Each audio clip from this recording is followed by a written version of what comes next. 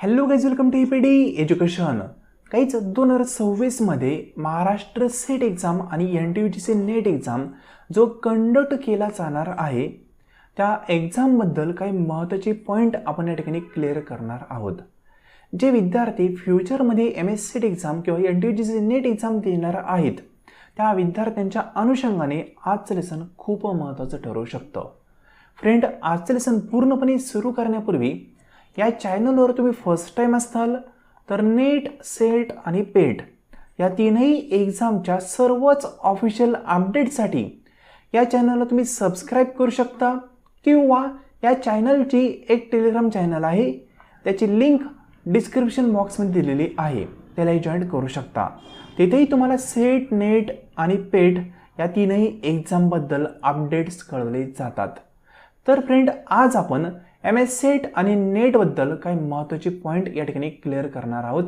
त्यातील first point म्हणजे MS set exam जूनमध्ये होणार अशी न्यूज तुम्ही अनेक ठिकाणी पाहिली असेल. अनेक विद्यार्थ्यांनी हा स्क्रीनशॉट मला व्हॉट्सअपला शेअर केला आणि हा खरंच फेक आहे का ओरिजिनल आहे हे विचारलं.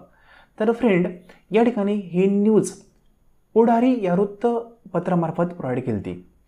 त्या ठिकाणी त्यांनी असं सांगितले की सेट एक्झाम जूनमध्ये कंडक्ट केला जाईल.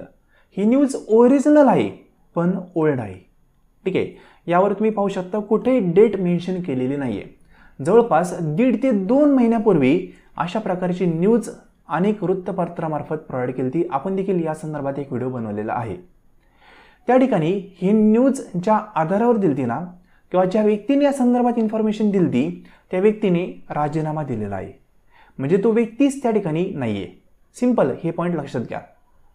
आता जूनमध्ये परीक्षा जर त्यांना कंडक्ट करायची असती तर त्यांनी नोटिफिकेशन त्याचं मागील महिन्यामध्येच देणं अपेक्षित होतं. पण अजून देखील त्यांचं कुठलंही नोटिफिकेशन प्रोव्हाइड झालेलं नाही आहे, कुठलंही अपडेट युनिव्हर्सिटीमार्फत देण्यात आलेलं नाही आहे. मग या ठिकाणी एक पॉईंट क्लिअर होतो की सेट एक्झाम जूनमध्ये होणार नाही. ठीक आहे, आणि ज्या व्यक्तीने स्टेटमेंट दिलं तो व्यक्तीच आता त्या पोझिशनला नाही आहे. या संदर्भात त्यानंतर देखील काही न्यूज आल्या त्यामध्ये असं सांगितलं होतं की सेट विभागाचा प्रमुख जो असतो ना तो प्रमुखच आत्ता कोणी नाही आहे. म्हणजे ती व्हॅकंट पोझिशन त्या ठिकाणी आहे. मग आता निर्णय घेणार कोण? सेट परीक्षा कंडक्ट करायची म्हणलं तर हेड त्या ठिकाणी असतो.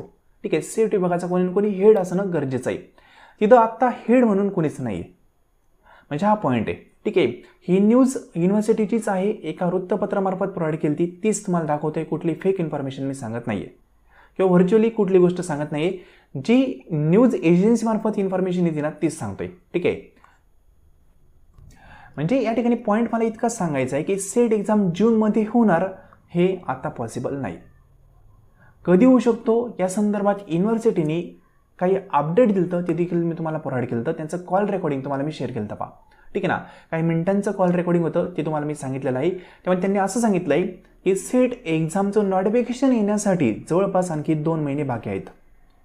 म्हणजे नोटिफिकेशन जवळपास 1.5-2 महिन्यानंतर येणार, त्यानंतर जवळपास 3.5 ते 4 महिन्यांनी सेट एक्झाम होणार.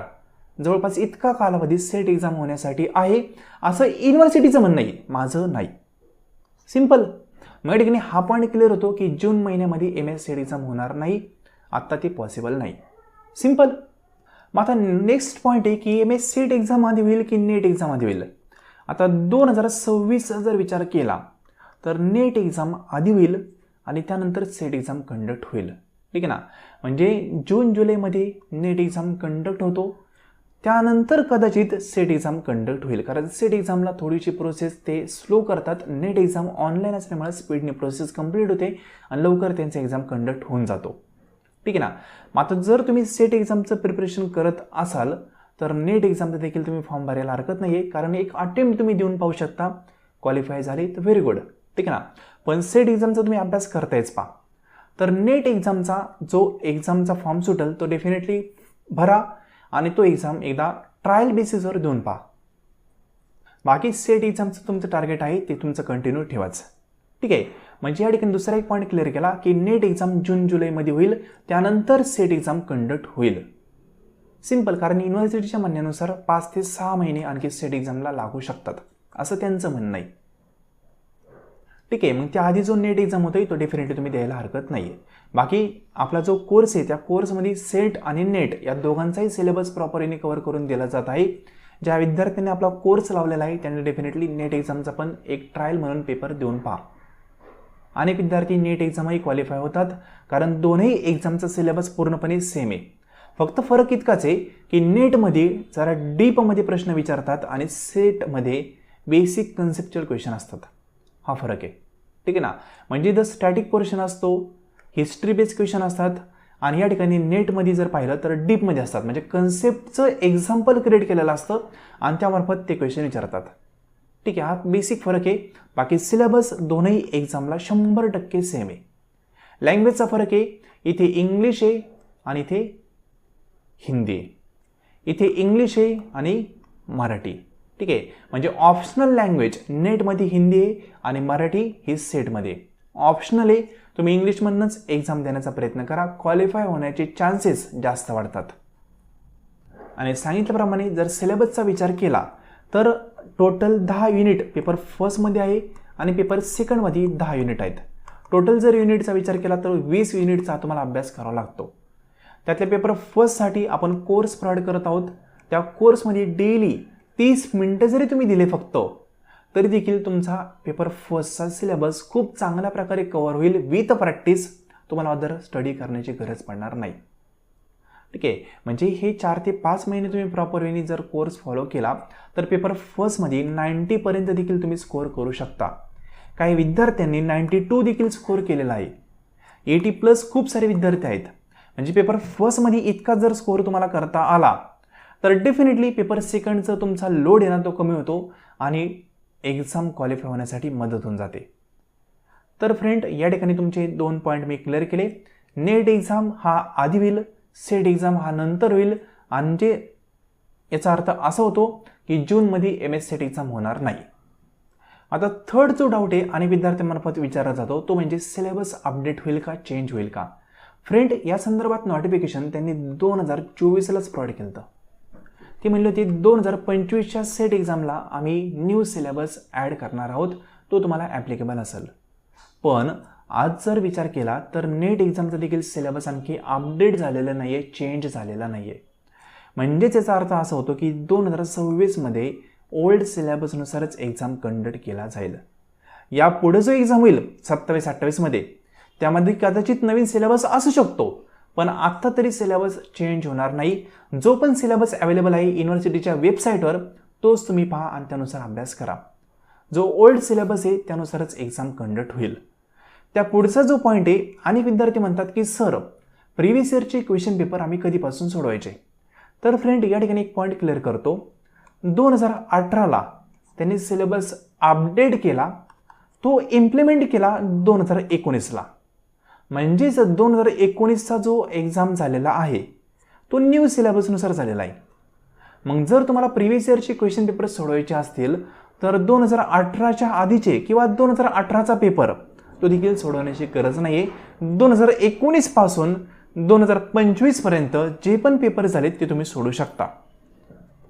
त्या आधीचे पेपर सोडवण्यात कुठलाही अर्थ नाही आहे. जर तुम्हाला सोडवायचे असतील तर तुम्ही सोडवा, पण त्याआधी 2025 ते 19 हे सर्व क्वेश्चन पेपर डिटेलमध्ये सोडवा. प्रॉपरली सर्व कन्सेप्ट त्यामधल्या पहा. त्यानंतर तुमच्याकडे टाईम राहिला तर 19च्या आधीचे म्हणजे 18-17चे क्वेश्चन पेपर सोडू शकता. फक्त एक पॉईंट क्लिअर करतो, रिपीट.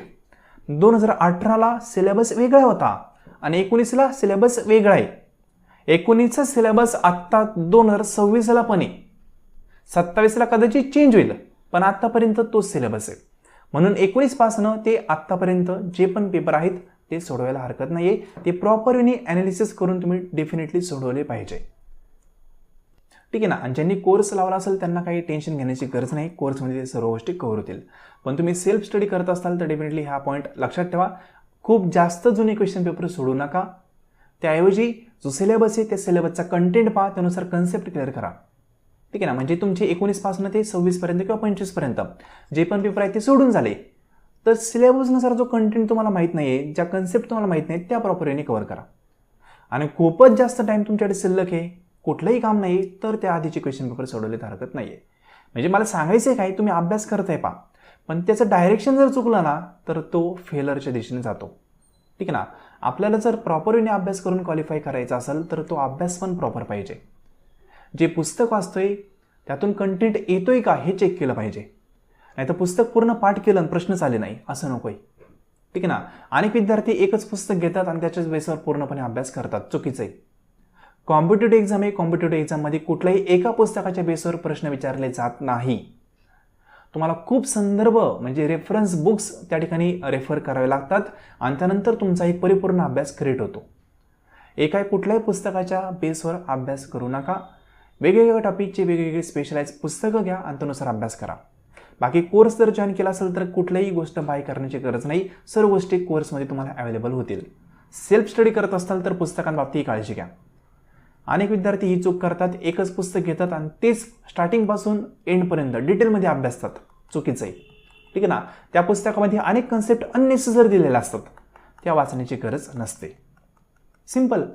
तर फ्रेंड, पेपर फर्स्टचा जर तुम्ही सेल्फ स्टडी करत असाल तर त्या ठिकाणी कमीत कमी तुम्ही 2 ते 3 पुस्तकं रेफर केली पाहिजे. कुठलेही जे तुम्हाला समजतील ते कुठलेही रेफर करा, पण 2 ते 3 कमीत कमी पुस्तकं रेफर करा.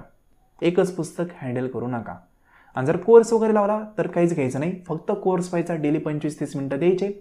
बाकी तुम्हाला कुठलाही ऑदर स्टडी करण्याची गरज पडणार नाही. सिंपल. आणि सेल्फ स्टडी केला तर काय करायचं ते तुम्हाला सांगितलेलं आहे. तर आय होप तुमचे जे डाऊट्स आहेत ते क्लिअर झाले असतील. सेट आणि नेट हा दोनही एक्झाम ओल्ड सिलेबसनुसारच आता कंडक्ट होतील. न्यू सिलेबस अजून देखील इंट्रोड्यूस केलेला नाही आहे. बाकी कोर्स संदर्भात तुम्हाला डिटेल इन्फॉर्मेशन हवी असेल तर तुम्ही आपल्या व्हॉट्सअप नंबरला मेसेज करून सर्व इन्फॉर्मेशन मिळवू शकता.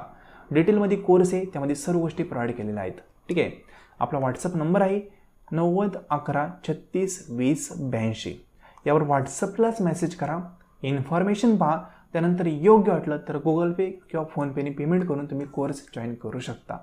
खूप चांगल्या प्रकारे पेपर फर्स्टचा सिलेबस कव्हर होईल. अनेक विद्यार्थी यामागे आपले क्वालिफाय झालेले आहेत. तुम्ही देखील क्वालिफाय होऊ शकता. अनेक विद्यार्थ्यांना 80+ या ठिकाणी स्कोअर करता आलेला आहे पेपर फर्स्टमध्ये. तुम्ही देखील स्कोअर करून MS एक्झाम इझी वेने करेक्ट करू शकता. तर फ्रेंड, आजचे लेसन तुम्ही संपूर्ण पाहिले त्याबद्दल थँक्यू सो मच.